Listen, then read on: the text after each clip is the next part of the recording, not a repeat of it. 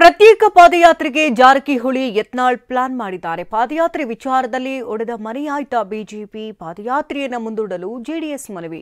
BJP ಪಾದಯಾತ್ರೆಗೆ Congress ಪ್ರತಿತಂತ್ರ. ಸುದ್ದಿಯನ್ನು ನೋಡೋಣ. ಪಾದಯಾತ್ರೆ ಭಿನ್ನಮತ ನ್ಯೂಸ್ ಟಾಪ್ 9ನಲ್ಲಿ.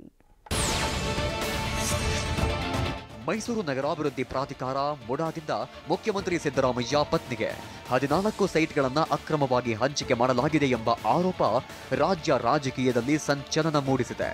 ಇದೇ ವಿಚಾರ ಮುಂದಿಟ್ಟು ಸಿಎಂ ರಾಜೀನಾಮೆಗೆ ಪಟ್ಟು ಹಿಡಿದಿರೋ ಬಿಜೆಪಿ ಮತ್ತು ಜೆಡಿಎಸ್ ಆಗಸ್ಟ್ 3ನೇ ತಾರೀಕಿನಿಂದ ಬೆಂಗಳೂರಿನಿಂದ ಮೈಸೂರಿಗೆ ಪಾದಯಾತ್ರೆ ಕೈಗೊಳ್ಳಲು ಮುಂದಾಗಿದೆ.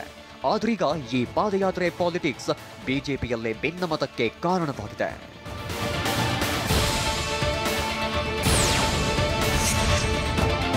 ಬೆಂಗಳೂರಿನ ಕೆಂಗೇರಿಯಿಂದ ಮೈಸೂರಿಗೆ ಆರ್ ಅಶೋಕ್ ಮತ್ತು ವಿಜಯೇಂದ್ರ ನೇತೃತ್ವದಲ್ಲಿ ಬಿಜೆಪಿ ಕಾರ್ಯಕರ್ತರು ಹಾಗೂ ಕುಮಾರಸ್ವಾಮಿ ನೇತೃತ್ವದಲ್ಲಿ ಜೆಡಿಎಸ್ ಕಾರ್ಯಕರ್ತರು ಪಾದಯಾತ್ರೆಯಲ್ಲಿ ಭಾಗಿಯಾಗಲಿದ್ದಾರೆ. ಆದರೆ ಈ ಪಾದಯಾತ್ರೆ ಶುರುವಾಗುವ ಮುನ್ನವೇ ಬಸನಗೌಡ, ಯತ್ನಾಳ್ ಅಂಡ್ ರಮೇಶ್ ಜಾರಕಿಹೊಳಿ ಟೀಮ್ ಪ್ರತ್ಯೇಕವಾಗಿ ಪಾದಯಾತ್ರೆ ಪ್ರಸ್ತಾಪ ಮಾಡಿದ್ದು ಭಿನ್ನಮತಕ್ಕೆ ಕಾರಣವಾಗಿದೆ.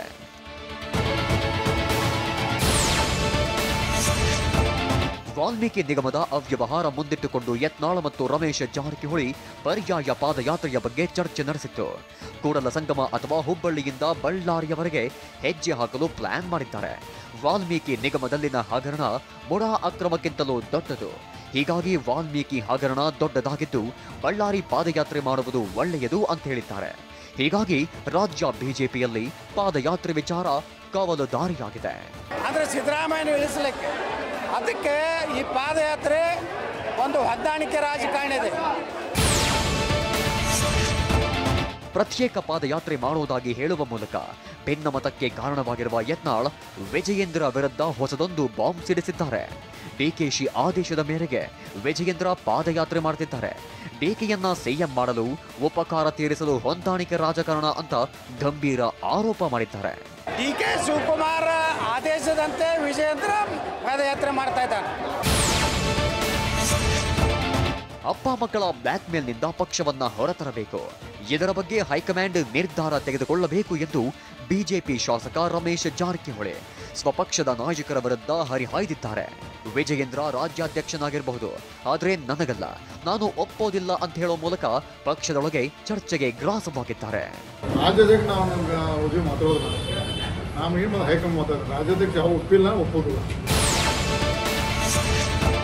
ಬಸನಗೌಡ ಪಾಟೀಲ್, ಯತ್ನಾಳ್ ಮತ್ತು ರಮೇಶ್ ಜಾರಕಿಹೊಳಿ ಹೇಳಿಕೆಗೆ ಬಿಜೆಪಿ ರಾಜ್ಯಾಧ್ಯಕ್ಷ ಬಿವೈ ವಿಜಯೇಂದ್ರ ತಿರುಗೇಟು ನೀಡಿದ್ದಾರೆ.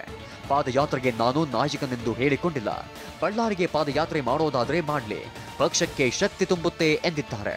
ನಾನು ನಾಯಕ ಅಂತ ಹೇಳ್ಕೊಂಡೇ ಇಲ್ವಲ್ಲ, ನಾನೊಬ್ಬ ಭಾರತೀಯ ಜನತಾ ಪಾರ್ಟಿ ನಿಷ್ಠಾವಂತ ಕಾರ್ಯಕರ್ತ. ನಾನು ನಾಯಕ ಅಂತೇಳಿ ಯಾವತ್ತೂ ಕೂಡ ಹೇಳ್ಕೊಂಡಿಲ್ಲ. ಬಿಜೆಪಿಯ ಪಾದಯಾತ್ರೆಗೆ ಜೆಡಿಎಸ್ ಕೈ ಜೋಡಿಸಿದೆ. ಆದರೆ ನಿನ್ನೆ ಕೋರ್ ಕಮಿಟಿ ಸಭೆ ನಡೆಸಿರೋ ಜೆಡಿಎಸ್ ನಾಯಕರು ಮುಂದೂಡಿಕೆ ಬಗ್ಗೆ ಚರ್ಚಿಸಿದ್ದಾರೆ. ಕೇಂದ್ರ ಸಚಿವ ಎಚ್.ಡಿ. ಕುಮಾರಸ್ವಾಮಿ ಸಂಸತ್ ಅಧಿವೇಶನದಲ್ಲಿ ಬ್ಯುಸಿಯಿದ್ದಾರೆ. ಅಲ್ಲದೆ ವ್ಯಾಪಕ ಮಳೆಯಾಗ್ತಿರೋದ್ರಿಂದ ಪಾದಯಾತ್ರೆ ಮುಂದೂಡುವಂತೆ ಜೆಡಿಎಸ್ ನಾಯಕರು ಬಿಜೆಪಿಗೆ ಮನವಿ ಮಾಡಿದ್ದಾರೆ. ಇವತ್ತೇನು ಮಳೆ ಸುರಿತಾ ಇದೆ, ಪ್ರವಾಹ ಬರ್ತಾ ಇದೆ, ಕ್ಲಿಷ್ಟಕರವಾದಂಥ ಈ ಸನ್ನಿವೇಶದಲ್ಲಿ ಸ್ವಲ್ಪ ದಿನಗಳ ಕಾಲ ಈ ಧರಣಿಯನ್ನು, ಪಾದಯಾತ್ರೆಯನ್ನು ಮುಂದೂಡಬೇಕು ಅಂತೇಳಿ ನಮ್ಮ ನಾಯಕರುಗಳಲ್ಲಿ ಮನವಿ ಮಾಡಬೇಕು ಅಂತೇಳಿ ನಾವು ತೀರ್ಮಾನ ಮಾಡಿದ್ದೇವೆ. ಬಿಜೆಪಿ ಪಾದಯಾತ್ರೆಗೆ ಕಾಂಗ್ರೆಸ್ ನಾಯಕರು ಪ್ರತಿತಂತ್ರ ರೂಪಿಸಿದ್ದಾರೆ. ಪಾದಯಾತ್ರೆಗೆ ಕೌಂಟರ್ ಕೊಡಬೇಕು, ಬಿಜೆಪಿ ಕಾಲದ ಹಗರಣಗಳನ್ನ ಪ್ರಚಾರ ಮಾಡಬೇಕು, ದಾಖಲೆ ಬಿಡುಗಡೆ ಮಾಡಬೇಕು ಅನ್ನೋ ಬಗ್ಗೆ ಚರ್ಚಿಸಿದ್ದಾರೆ. ಇನ್ನು ಪಾದಯಾತ್ರೆಗೆ ಅವಕಾಶ ಕೊಡಲ್ಲ ಎಂದಿರೋ ಗೃಹ ಸಚಿವ ಪರಮೇಶ್ವರ್ ಮಾತಿಗೆ ಪ್ರತಿಕ್ರಿಯಿಸಿರೋ ವಿಜಯೇಂದ್ರ ಹೋರಾಟ ಹತ್ತಿಕ್ಕಿದ್ರೆ ಪರಿಣಾಮ ಸರಿಯಿರಲ್ಲ ಅಂತ ಎಚ್ಚರಿಸಿದ್ದಾರೆ. ನಮ್ಮ ಹೋರಾಟವನ್ನು ಹತ್ತಿಕ್ಕತಕ್ಕಂಥ ಕೆಲಸ ಮಾಡಿದ್ರೆ ಅದು ಇನ್ನು ಯಾವ ಮಟ್ಟಕ್ಕೆ ಹೋಗ್ತದೋ ಅವರು ಕೂಡ ಊಹಿಸೋದಕ್ಕೆ ಸಾಧ್ಯ ಇಲ್ಲ.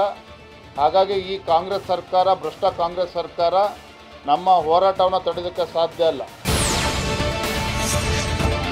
ಬಿಜೆಪಿ ಶಾಸಕ ಯತ್ನಾಳ್ ಹೇಳಿಕೆಯನ್ನ ಗಂಭೀರವಾಗಿ ಪರಿಗಣಿಸಬೇಕಿಲ್ಲ. ಯತ್ನಾಳ್ ಮೇಲೆ ಮಾನನಷ್ಟ ಮೊಕದ್ದಮೆ ಹೂಡಿದ್ದೇನೆ, ಹಾಗಾಗಿ ನನ್ನ ವಿರುದ್ಧ ಮಾತನಾಡ್ತಾರೆ ಎಂದು ದೆಹಲಿಯಲ್ಲಿ ಡಿಸಿಎಂ ಡಿಕೆ ಶಿವಕುಮಾರ್ ಪ್ರತಿಕ್ರಿಯಿಸಿದ್ದಾರೆ.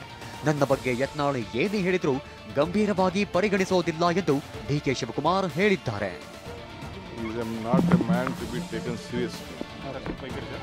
ಅವರು ನಾವು ನಮಗೂ ಅವ್ರಿಗೂ ಡಿಫಾರ್ಮೇಷನ್